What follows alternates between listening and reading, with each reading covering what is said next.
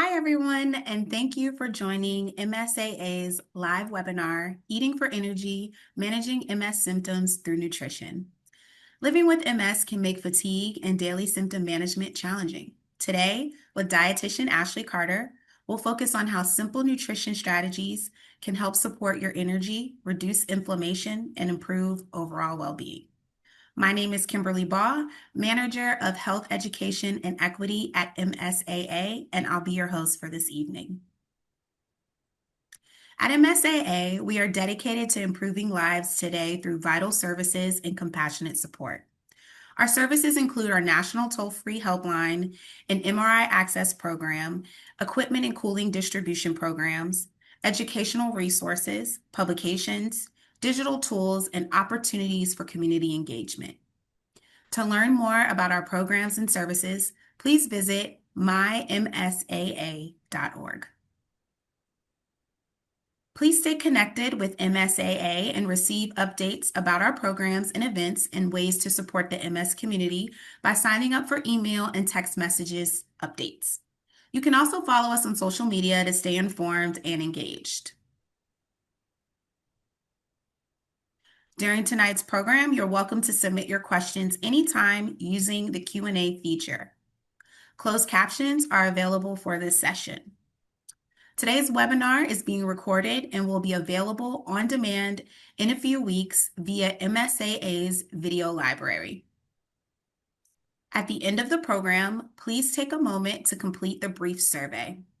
Your feedback is very important and helps us improve future programs. As a friendly reminder, this program is for informational and educational purposes only and does not constitute formal recommendations. Please speak with your doctor about specific questions or concerns.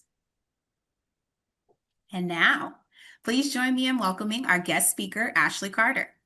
Ashley is a registered dietitian, educator, and public health advocate with more than a decade of experience helping individuals and communities improve their health through practical, culturally relevant nutrition strategies. She is the co-founder and executive director of EatWell Exchange, a nonprofit organization dedicated to reducing nutrition-related health disparities through nutrition education, culinary programs, and food access initiatives. Through her work with patients, students, and communities across the country, Ashley helps individuals navigate nutrition challenges with evidence-based guidance that is both accessible and culturally meaningful. Ashley, we are so grateful to have you here to guide tonight's discussion. And with that, I'll let you take it away. Thank you. Hello, everybody. So happy to be here with you all today. We're going to have great conversation, and I'm excited to present to you and just share more about how you can eat for energy with MS. Just to confirm everyone can see my screen okay. All right, so let's get started.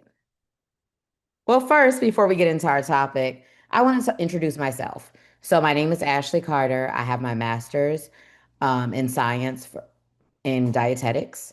I'm an international speaker, so I do presentations all throughout the United States and also abroad as well. I'm a published author. I wrote a children's book called Enoch's Little Lunch, highlighting cultural food and just trying new foods as well. And I'm a registered dietitian, so I specialize in meeting people where they are and taking nutrition advice and making it into a practical format. I'm also a nonprofit co-founder. So I am one of the co-founders of EatWell Exchange, which I'll tell you more about soon. I'm a nutrition professor. I teach science of nutrition at FAMU, and I have my master's in nutrition from UNF, and I did my undergraduate degree at Florida State University. So a little bit more about Eat Well Exchange. We're a 501(c)(3) nonprofit. We teach people how to eat healthy, focusing on cultural foods. So taking all the foods you grew up eating and showing you how those foods can be a part of a healthy diet. We focus on creating a sustainable change in lower socioeconomic communities. And we teach professionals how to make small, obtainable changes for their clients and themselves. We've been in operation since 2017, and we've taught over 72,000 people. So now let's get into our programs. And I'll just run through this briefly, but of course, if you want more information, please feel free to go to our social media, which is EatWell Exchange, or our website to get more detailed information. So we provide food access programs like free farmers markets where you can get free produce. We have gardening classes as well, where we teach you how to grow your own foods. And also, we do recipes and demos for pantries to highlight how the foods that are received at pantries can be used more often. We provide nutrition education. Of course, I'm a dietitian. So everything that we do has a layer of nutrition education to it. We provide interactive classes in the community. We do trainings for companies when it comes to cultural competency. We do tabling events as well and provide information for healthcare professionals, chefs, and also employee wellness activities as well. And our last pillar, which is culinary programs. Some may say it's the most fun, but we have kids' culinary classes, cooking demos, family classes, so where parents and kids can cook together as well. We offer classes in English, Spanish, and also Haitian Creole. And we do men's health classes, prenatal classes, and seniors culinary classes. So we reach every demographic and teach about nutrition, wellness, and a hands-on approach. And also the food tastes really, really good. So now let's talk about MS. So what is multiple sclerosis? So if you're in the chat, you can comment if you have ever heard of MS, if today's your first day learning about MS, or if you have a family member that's impacted by MS and you want to learn more about it. So MS is an autoimmune disease. It damages the protective covering of the nerves in the brain and the spinal cord. So this damage is going to disrupt communication between the brain and the rest of the body.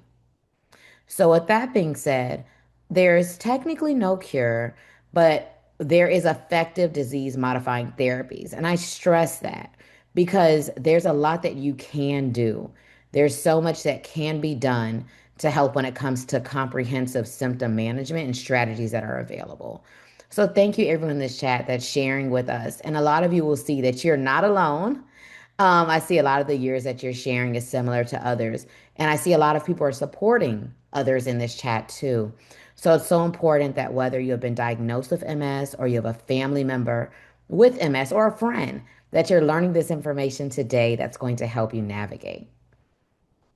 So, combined with regular exercise and a healthy diet, we can talk about approaches that can help slow the disease progression and also help you maintain an independent quality of life.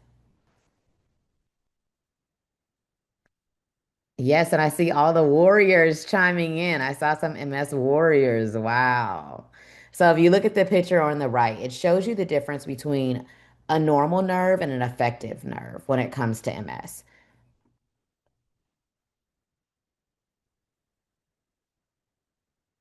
Okay, so now let's talk about fatigue. Today's presentation is all about foods that can help improve fatigue and improve tiredness when it comes to MS. So, why are you tired with MS? Someone without the condition may not understand. They may just say, oh, well, take a nap. They may say, oh, well, why don't you just rest a little bit? No, it's deeper than that. Fatigue affects actually 80% of people that have MS. Yes, so it affects 80% of the people that have MS. And it's just different from being tired, like we feel after a long day. Many people describe it as an overwhelming lack of physical and mental energy. So just a chronic fatigue that isn't relieved by rest alone. So, with that being said, let's talk about why this happens. So, number one, there's damaged nerve cells, like I showed you in the last slide. So, with that being said, with the MS damaging that myelin sheath, the brain is using more energy to send signals throughout your body. So think about that. Your brain has to work very hard to get signals throughout your body. A good analogy is if you're driving somewhere. If you're driving on the highway from point A to point B, that does take some energy or some gas. But now, what if there's detours? If there's detours, now you have to think a little bit more. You have to navigate a little bit further and drive further, meaning you're using more energy or more gas when there's those detours. So I want you to think about the myelin sheath like that. That once you have those interruptions and damages, it's going to cause some detours, which are, it's going to cause your brain to use a little bit more energy. And then also there's inflammation. So inflammation is when the immune system responds to release these inflammatory chemicals, and that can lead to fog, to brain fog, and also fatigue. And then next, poor sleep. If you're not sleeping well because you're feeling pain, muscle spasms, having issues with your bladder, and also a sleep disorder, this is going to reduce your quality of sleep, which in turn will cause you to feel more fatigue. And then increase physical effort. If you have weak muscles, if you have any kind of disability where you're not able to move around as much, it is going to take more energy to do day-to-day tasks. And also heat sensitivity. So even small increases in body temperature can temporarily worsen fatigue and other MS symptoms. So I set the scene by letting you know that when it comes to fatigue, it's not something that you can just push through easily. It's something that is very challenging, and that's why we're doing this presentation today, to let you know that you're not alone and that there's tools that you can use to navigate through.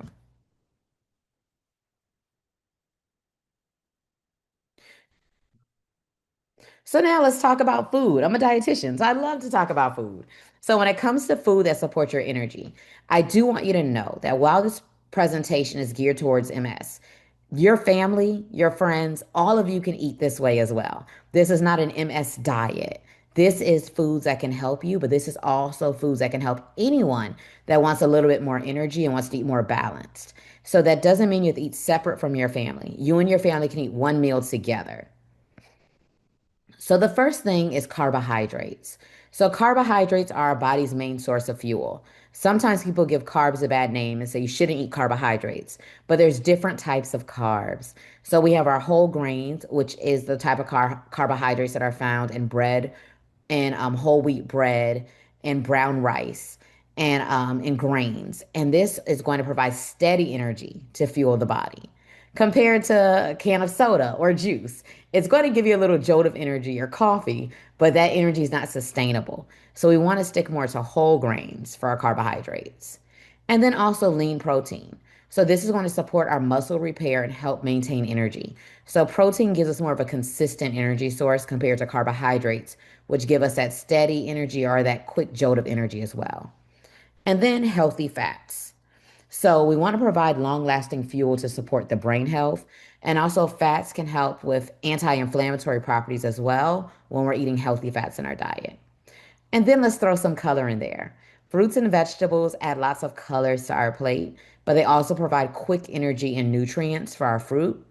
And then veggies are going to support energy production as well. So they have lots of compounds in them and lots of vitamins and minerals that are going to help with a lot of different body processes. So now let's go into detail for some foods that fuel you. So let's think about carbohydrates. Some examples will be oats, brown rice, quinoa, whole wheat bread. And then for protein, think about your favorite sources of protein. That could be chicken, turkey, beans, or fish. And also, when it comes to fruits, we have bananas, apples, and berries. So there's a good variety of foods. So you don't have to feel boxed in to only eat chicken and avocados every day. You can eat a good range of food. And as you see on that plate, we want to eat the rainbow, where we're getting a good variety of food every single day and constantly changing foods up to be more interesting and fun. So overall, when it comes to maintaining energy, what we want to do, let's start off by eating a balanced meal. So eating our balanced meal is going to give us the carbohydrates, the protein, the fiber, the fat that we need. But it doesn't stop there. We have to eat regularly. So when it comes to eating a balanced meal, if you start with breakfast in maybe 2 or 3 hours, you should eat a snack or a small lunch. And then staying hydrated. So when it comes to staying hydrated, that is going to be so important to drink water throughout the day and also to stay away from dehydrating foods like energy drinks, caffeine, sugary sodas. They cause you to be dehydrated. So it is important to make sure that you're staying hydrated with water throughout the day. And then prioritizing sleep and recovery. So I'll give you some tips on that in a little bit. And also exercise and energy supporting foods. So we'll cover all of these topics throughout the presentation.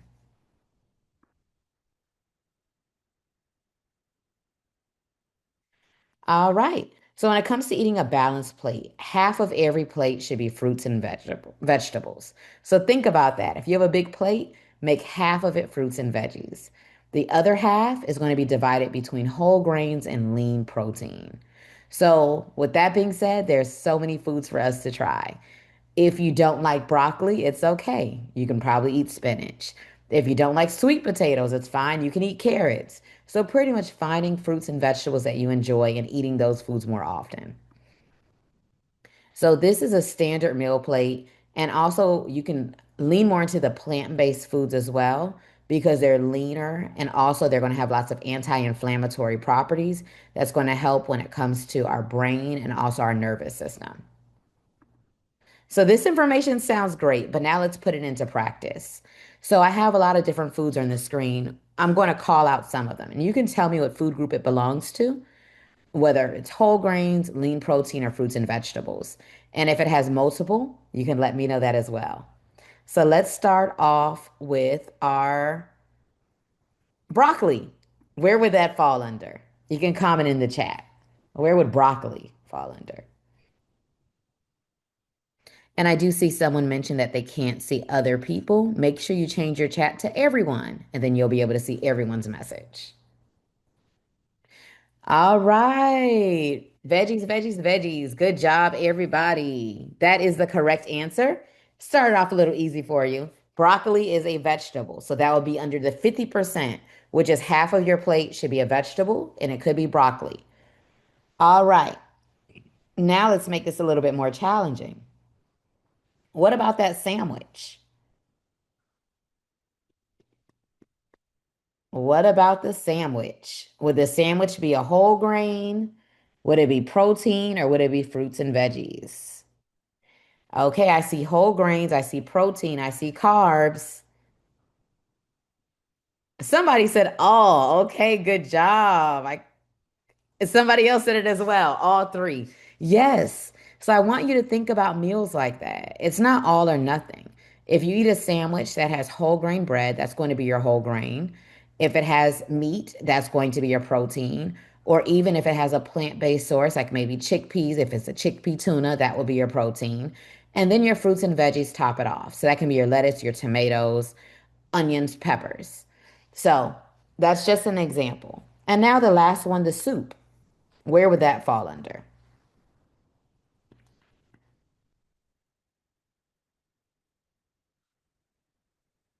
All right. Oh, yes. Someone said all with a question mark. They're like, is this the same answer? But yes, I want you to see that our foods are complex. So it's not all or nothing. Sometimes the foods you eat have multiple food groups in them, and that's actually what's recommended to have a good variety of food groups. All right. And the last one, let's do the egg. What came first, the chicken or the egg? So, yes, the egg is protein. Very good. So, for some people that are having difficulties eating in the morning, if you like boiled eggs, that can be an easy option because you can make them a day or two before and eat them and just have your boiled eggs ready for you. And you can also pair that with some avocados that you see there as well, just to make a nice balanced meal. And a meal does not have to be a full breakfast spread. It could just be a couple of items that make up your whole grains, your lean protein, your fruits and vegetables. So thank you all for participating. I will be calling on you throughout, so stay close to your chat. And I do see the question about gluten. We'll definitely address that towards the end. All right. So here's what we recommend for you to do. Eat regularly. Small plates are important for controlling portion size.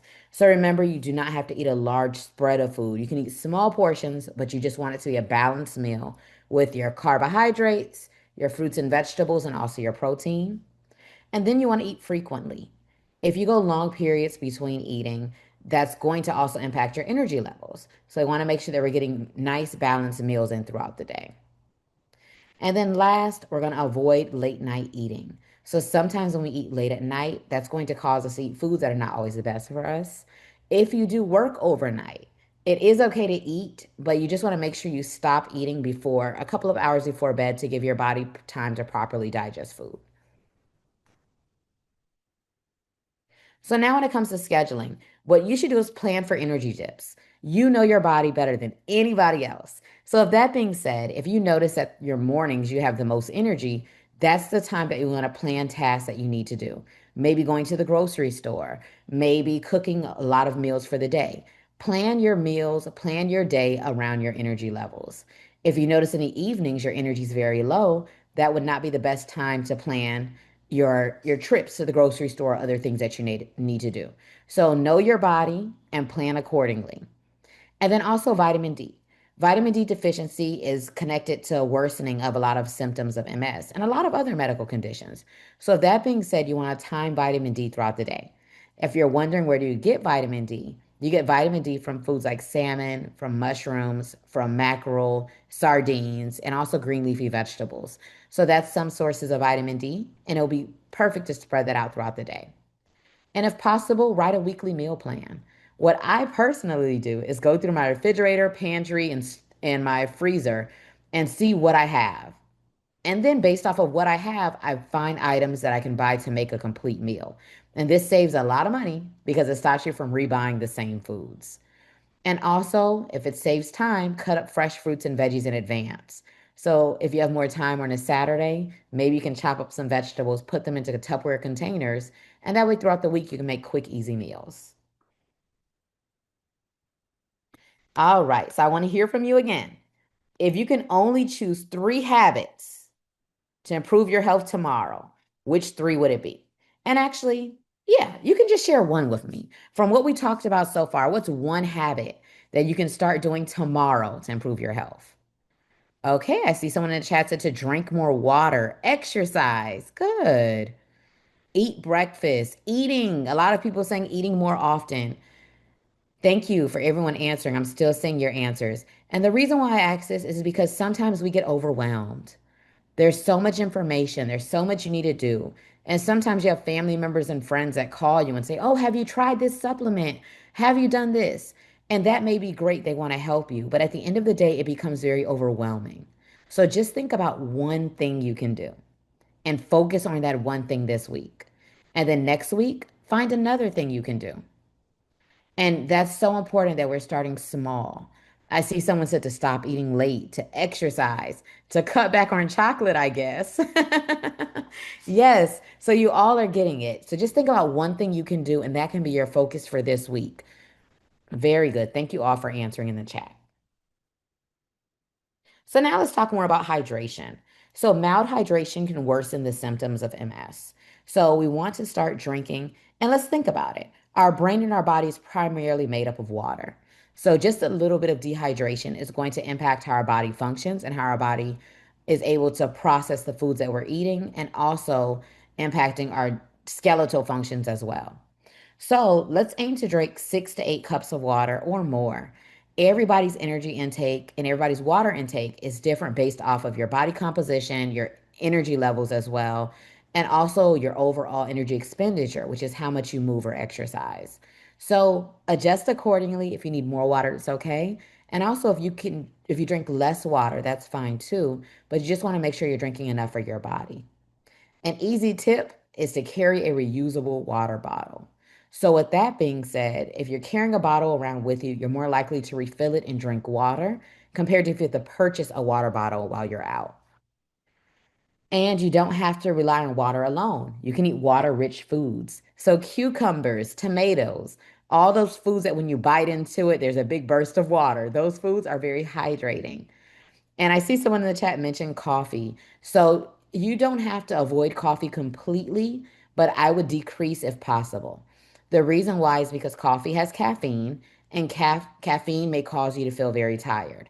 And I know this conversation is about fatigue. So if you're really tired, you're probably using that coffee to help get you through the day.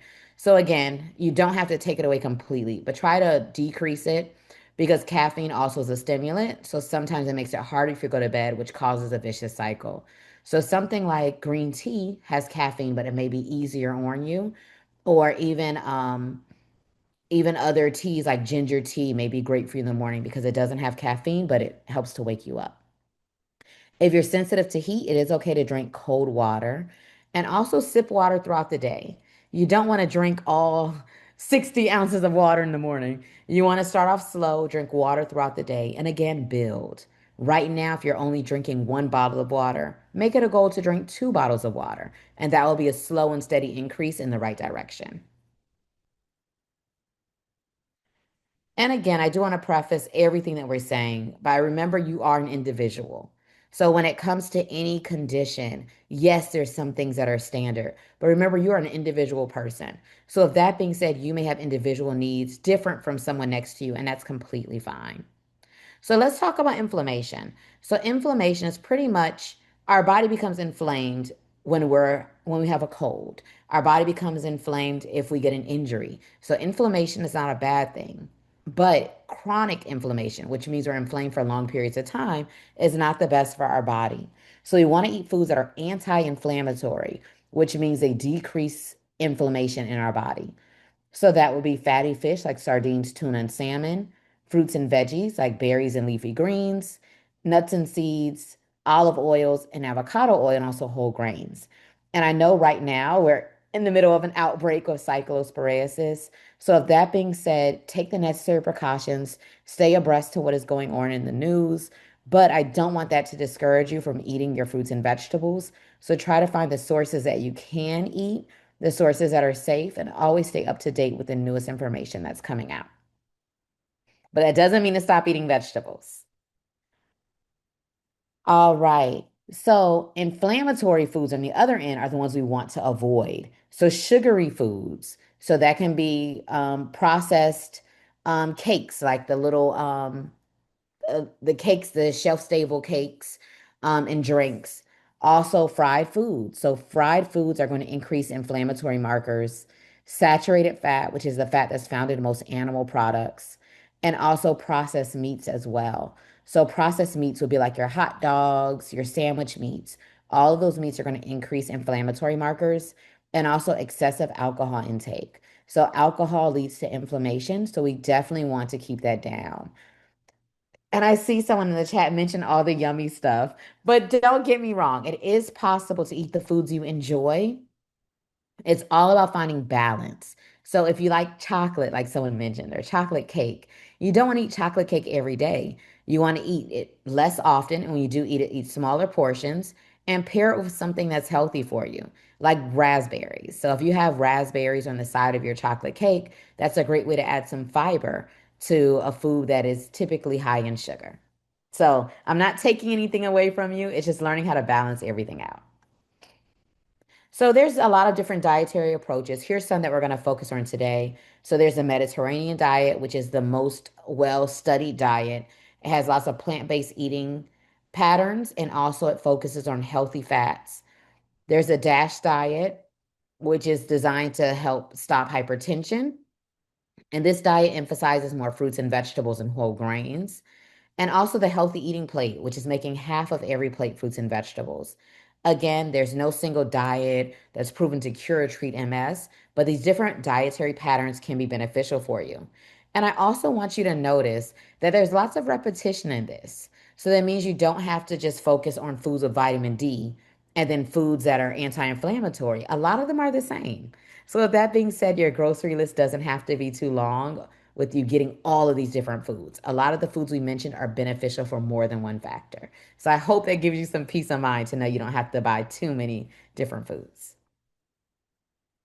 And here's a sample meal. So when it comes to breakfast, you can do something simple like oatmeal with berries, walnuts, and chia seeds. The chia seeds have omega-3 fatty acids, which are anti-inflammatory. And then also having a snack. It could be apples and peanut butter. For lunch, you can have grilled chicken, a quinoa salad with brown rice mixed in, and also some mixed veggies. And also, if these foods do not look like the foods you like to eat, maybe you like to eat collard greens, you can swap that out for any other vegetable like broccoli.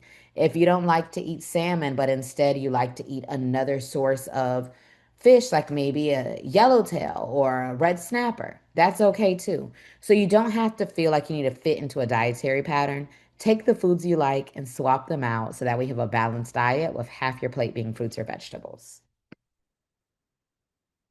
All right, I just gave you some examples, but I want to hear from you. When you walk away from this presentation today, I want to know that you know how to build your own balanced plate. So comment in the chat. Tell me your protein source. Tell me a carbohydrate and also a veggie that you can use for a balanced meal. And remember, think about foods you like. Think about foods you grew up eating. Think about foods that make you happy and comment in the chat so we can share those foods with each other. And you can put it all in one line. So you can say whether it's eggs. Okay, so I see mackerel, basmati rice, broccoli, very good. Salmon, Brussels sprouts, and rice, a Cobb salad, chicken. Okay. All right, very good. And I see someone said they're trying to do more veggies and protein. Vegetables have carbohydrates too, so that's still going to be beneficial for you. All right. Good job. Chicken and lima beans. Good. So you all are really applying this to your real life, and that's what matters because attending this talk is incredible. You showed up for yourself, but I want to make sure that you know how to apply these foods and how to apply this to your daily life. So thank you all in the chat for sharing your foods. And I'm getting some good food ideas from there too. So please take a look at this chat and get some ideas from our other participants that are in here with us today. So now let's talk about exercise. So exercising is moving our body in whichever way you can. That could be sitting down if you're in a wheelchair. That can be using a resistance band, as you see in the bottom right, to pull a resistance band. If you're able to stand up and stretch, you can stretch throughout the day. If you know how to swim, you can swim. You can do yoga. You can do any kind of movement that'll help. One of my favorite types of movement is dancing. You don't need a gym membership. All you need is some good music, and you can dance in the mirror for 30 minutes, and that can count as a form of exercise. So, if that being said, there are no limits. Whatever you can do, find a way to do that every single day if possible. 30 minutes of exercise is recommended 5 days a week. And again, this exercise is going to help to fight fatigue. Exercising sometimes it may seem a little hard when you're tired, but it is going to give you a jolt of energy. Exercising does help with the positive hormones like the oxytocin that's going to flow throughout your body to help you feel better. It's also going to help reducing spasms the more that you move and help increase your circulation. And it's going to help with your cardiovascular health. So that's your heart health. So again, the more we move, the more it's going to help to improve our mobility, strength, and balance. But again, remember where you are. Remember where you are in your life right now and the movement you can do. If you're in a wheelchair and you're not able to get up and dance, maybe just throw your arms around and find a way to dance like that. It still counts. And even for me right now, just putting my arms up, it made me smile. So you can see that movement really does add a lot of energy and fun to your day. So try to find something you can do maybe tonight before bed for 30 minutes that you can do just to get your body moving and make it fun, make it enjoyable, and make it something that you look forward to every day.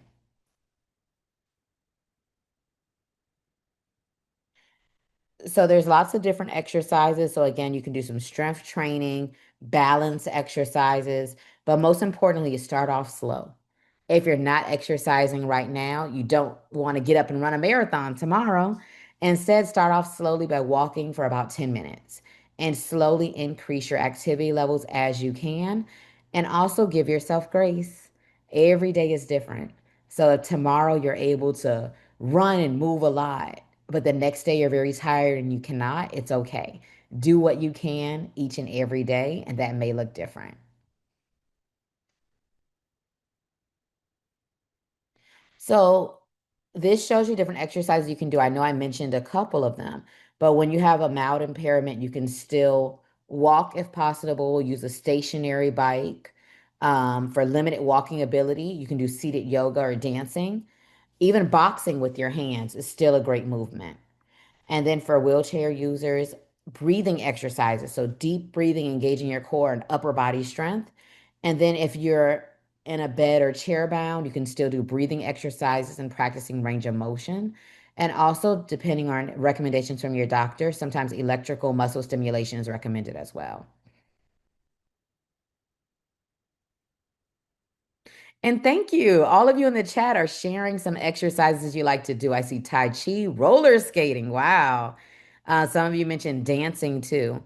Um, And I did see someone comment something very real that this is an unpredictable disease. So, again, like I said, hold space for yourself when it comes to the movement you can do every day. It may look different, and that's completely fine. Now, let's talk about sleep. So, when it comes to sleep, what you want to do, these are 5 steps that can help you have a better sleep. And this doesn't just apply for you, this is your family members as well. So, this is general advice that will be beneficial for anyone when it comes to sleeping. So the first is to keep your room cool and dark. If your room is very warm, it may be uncomfortable for you to go to sleep, especially if you naturally feel very warm. And then also, you want to try to eliminate a lot of light from coming into your room when possible. That way, you can get a nice sleep. You want to maintain a consistent sleep schedule. So if you notice that one day you go to bed at 8 o'clock, the next day you go to bed at 10, the day after you go to bed at midnight, it's hard for your body to know when to calm down. So try to have a routine where you get off work at a certain time or you wind down at a certain time and then you start to get ready for bed. And that way your body knows every day at 10:30 or whatever time it may be, it's time to start relaxing and going to bed. And then in the morning, get some sunlight. Start your day with sunlight if possible. I know we're all in different regions, but start your day with some sunlight. And that helps your body know that it's time to start our day and time to get our internal clock going. And then 4 is avoid stimulants. So, like we talked about when it comes to caffeine, that's one of the downfalls. Caffeine, energy drinks, they may give you that pick me up, but then sometimes it's hard for you to relax and lay down. So, try to avoid the stimulants whenever possible. And then limit screen time before bed. Social media can sometimes really lock us in. But what I encourage you to do is find a routine where you're just not stimulated with your screen. Not only is that blue light from your phone can keep you awake, but also you never know what you're going to see. So sometimes the things you may see can upset you, it can make you worried, and that can stop your sleep from coming in when it's supposed to. So those are some tips to prioritize your sleep. And again, choose one or two and start today. And then keep working as we talk about those other tips that you can do as well. So let's go over some do's. So when it comes to fatigue, some things that we do want to do is eat a balanced meal. When we eat a balanced meal, it's going to help us get the nutrients we need. And can somebody comment in the chat the 3 parts of a meal that I recommended that we have? Let's see who's paying attention.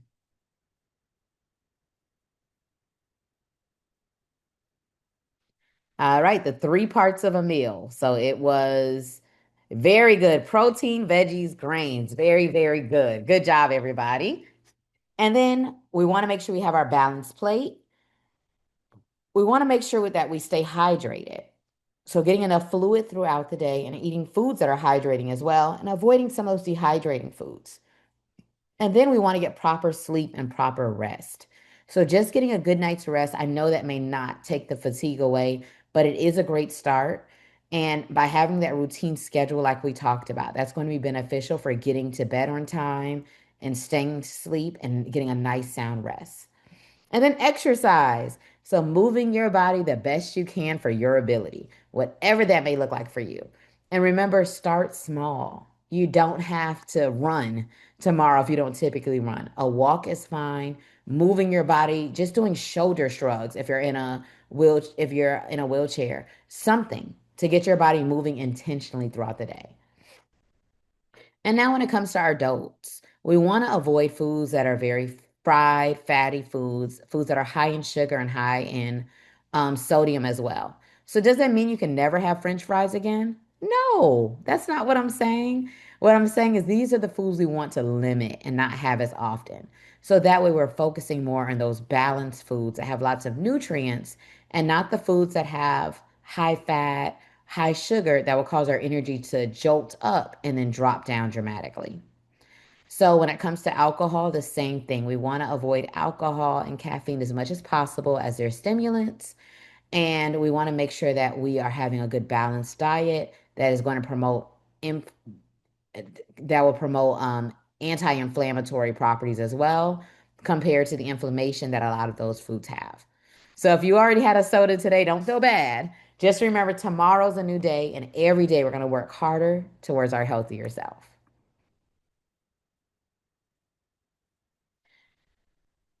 Okay, so let me know in the chat. Is this a myth or a fact? There is only one lifestyle change that can effectively manage MS symptoms on its own. So that means we all need to do the same thing. And if you don't do that same thing, you're doing it wrong. Is that true or false? Everybody's saying myth. Good job, good job, good job. All right, everybody. That is the perfect answer. We do not have, we're all different, as I mentioned. So remember, even when it comes to being diagnosed with MS, you and the person next to you may have completely different symptoms. You may have completely different areas that you need to work on. So just remember to learn all you can, but still remember that you're an individual. So, with that being said, you need to tailor and customize everything you learn to your personal life.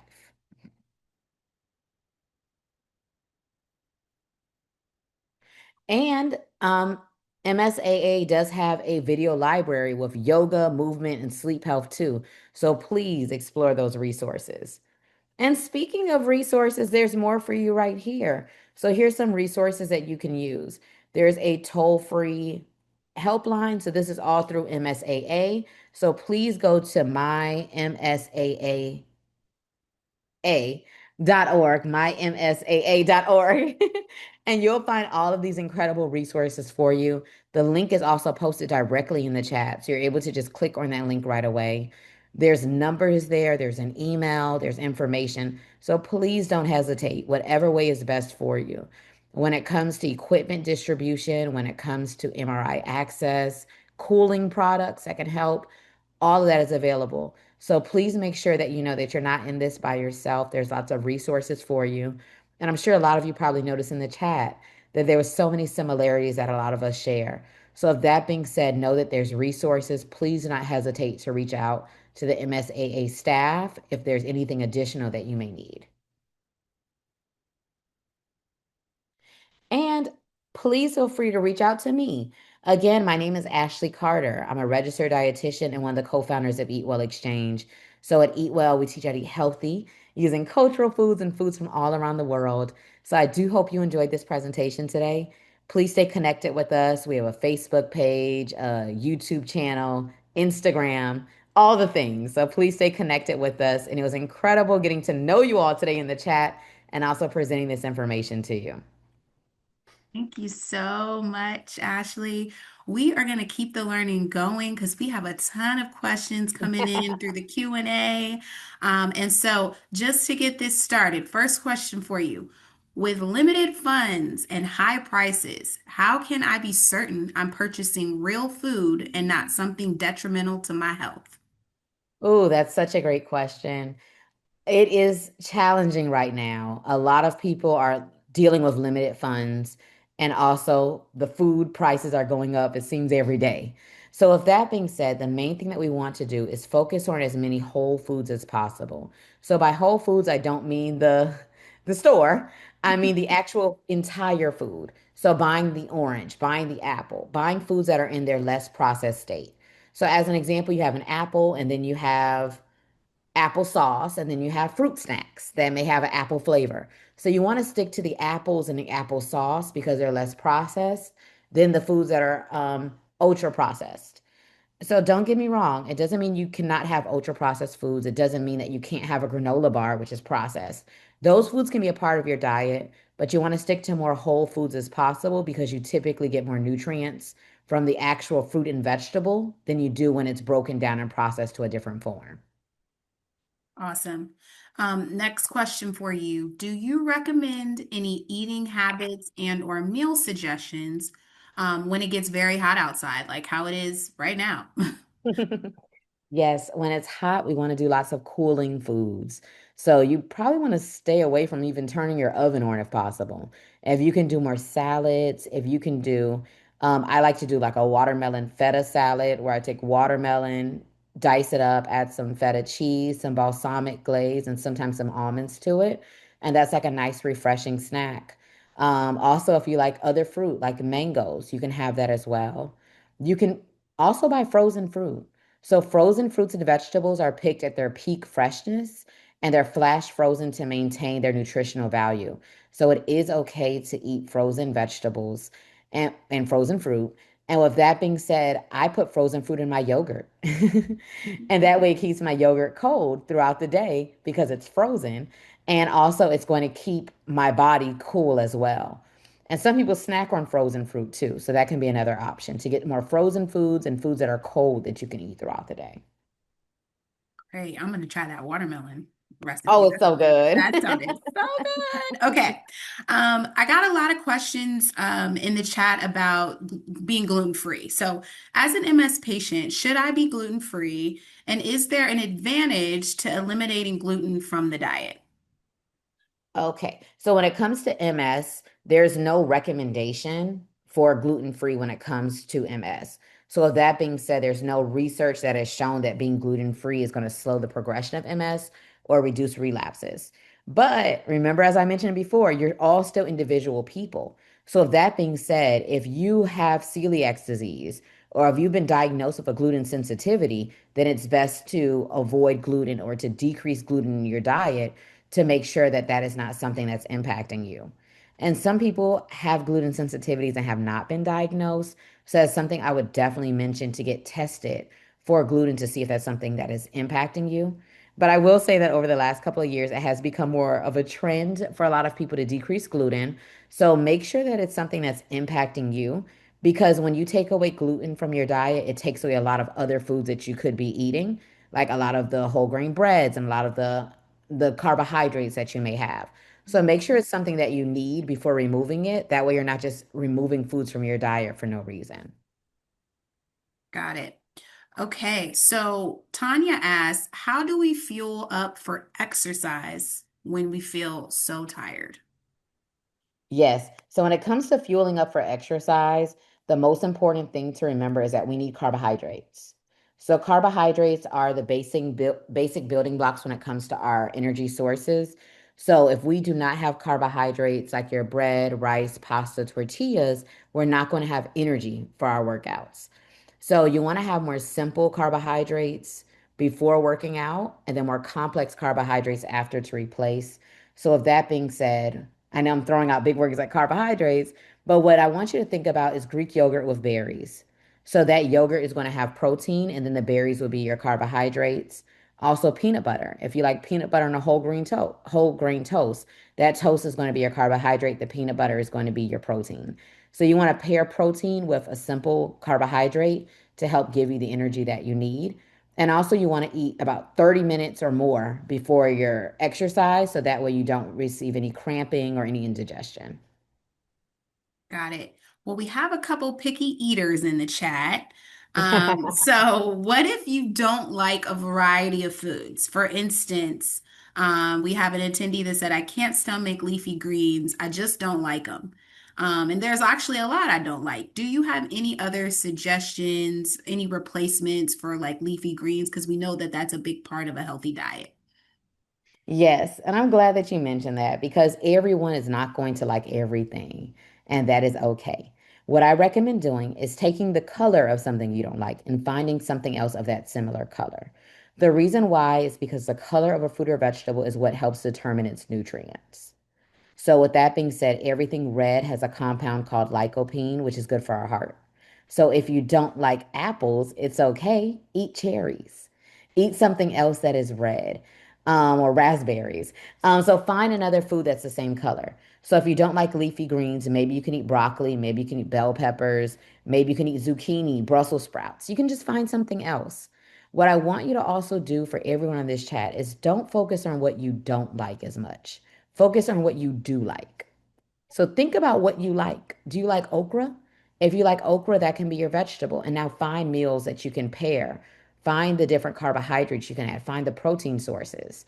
And even I'll tell you for one of my family members, she's very picky. So I told her, write a list. Write a list of everything that you like down. And then from there, categorize what is a protein, what is a carbohydrate, what is your fruits and vegetables. And then she can just mix and match and make some meals because sometimes we don't realize how much we like because we're thinking about what we don't like. So I hope that resonated with all of my picky eaters in the chat today, that it is possible for you to build some meals with foods you like and also try foods a different way. You Yeah, may not like avocados, but try to add some lime to it. Add some tahini. Do something like that and see if it's a great way to get you to like it. I love that. 10 out of 10 avocado with tahini. Very good. 10 out of Yeah. 10 recommendation. Yes. So I have Tina in the chat. She said, I have MS and also high cholesterol. Would you recommend any, diet changes? What are some recommendations for her? If you have high cholesterol, the main thing that you want to do is decrease foods that are providing cholesterol. And I'll explain. So, cholesterol is naturally found in animals, including ourselves as humans. Our body creates cholesterol. It's a precursor for different things, different functions in our body. So every animal that we eat or every animal product is going to have cholesterol in it.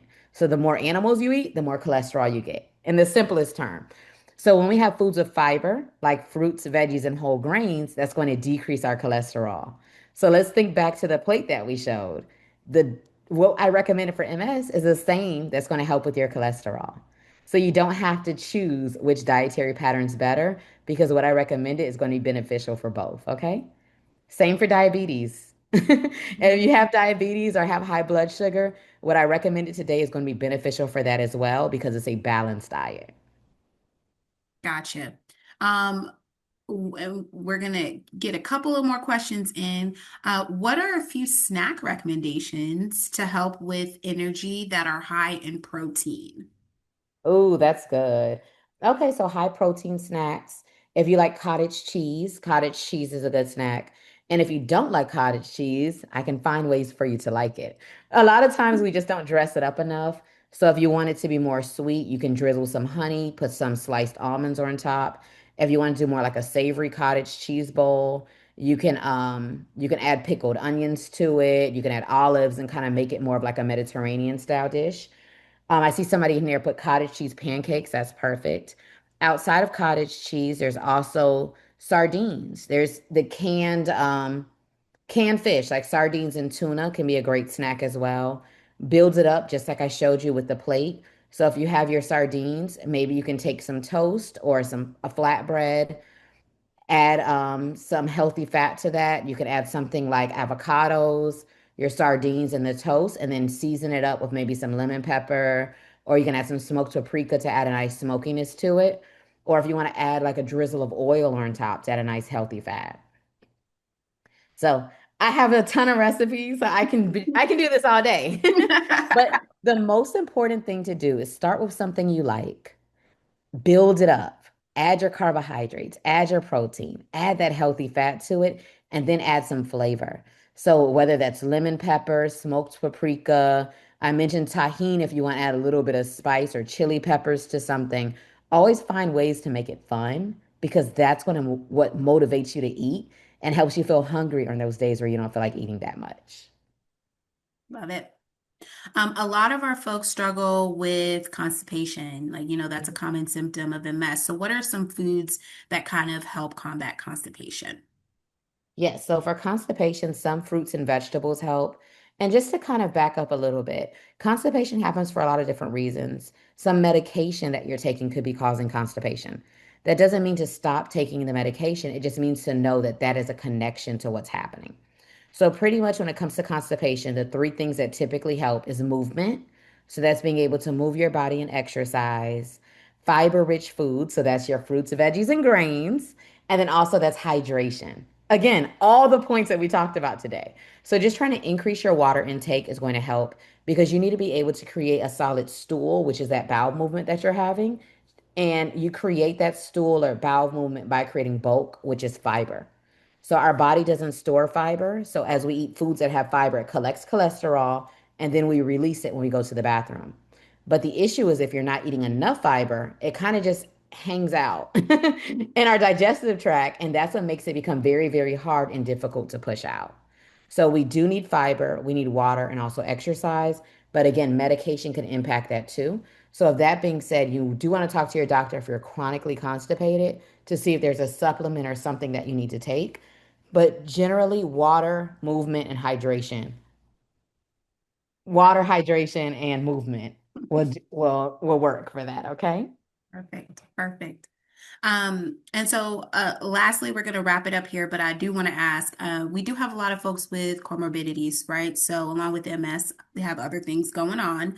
Mhm. Um, Crystal in the chat mentioned I have diabetes and hypertension as well. What kind of food works best? Yes. So when it comes to diabetes, the diet that's recommended for MS is going to be similar to what you're going to do for diabetes as well. The main thing is the main thing is just having a balanced diet.